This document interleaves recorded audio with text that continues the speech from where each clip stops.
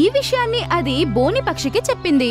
బోని పక్షి, నీ సహోదరికి దయచేసి చెప్పు, తను అన్ని పక్షులను చాలా ఇబ్బంది పెడుతుంది. అది రోజు నన్ను నీళ్ళల్లోకి తోసేసింది. సహోదరి, నాకన్నీ తెలుసు, కానీ తనకి ఎన్నిసార్లు చెప్పాలి? ఎన్నిసార్లు చెప్పినా తను వినదు. నేను చెప్పిన మాట ఒక్కటి వినదు. అమ్మా నాన్న కూడా లేదు తనకి బుద్ధి చెప్పడానికి. నన్ను సహోదరిగా కూడా అది చూడదు. మిమ్మల్ని చూస్తుంటే మీరిద్దరూ సహోదరులనే చెప్పలేము. నీలాంటి ఒక మంచి పక్షి ఆ దయ్యమైన బూరి పక్షి యొక్క సహోదరి అని ఎవ్వరూ అనరు తెలుసా? సహోదరి, నేనేం చేయగలను? ప్రకృతి మమ్మల్ని అలా సృష్టించింది. మేమిద్దరూ వేరువేరు కానీ సహోదరులు. సరే, మీ పనేదో మీరు చూసుకోండి. కానీ బూరి చిడియ వచ్చిందనుకో, తనతో చెప్పు, నాతో పెట్టుకోకని చెప్పు.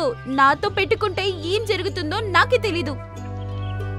అలా అని చెప్పి టోనీ పక్షి అక్కడి నుంచి వెళ్ళిపోతుంది. మరుసటి రోజు మున్మున్ పక్షి యొక్క అమ్మ నాన్న బయటికి వెళ్లాలనుకున్నారు.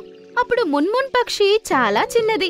మున్మున్ పక్షి యొక్క తల్లి బూరి పక్షి దగ్గర ఇలా అనింది, బిడ్డా బూరి పక్షి, కొద్ది రోజులు మేము బయటికి వెళ్తున్నాం.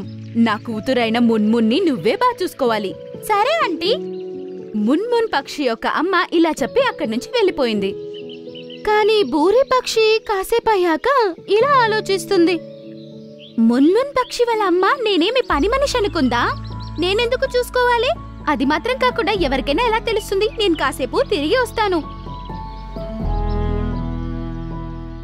మరియు మున్మున్ పక్షి ఇంట్లో ఒక్కతే ఆకలితో బాధపడుతుంది. అప్పుడు బోని పక్షి అక్కడికొచ్చింది.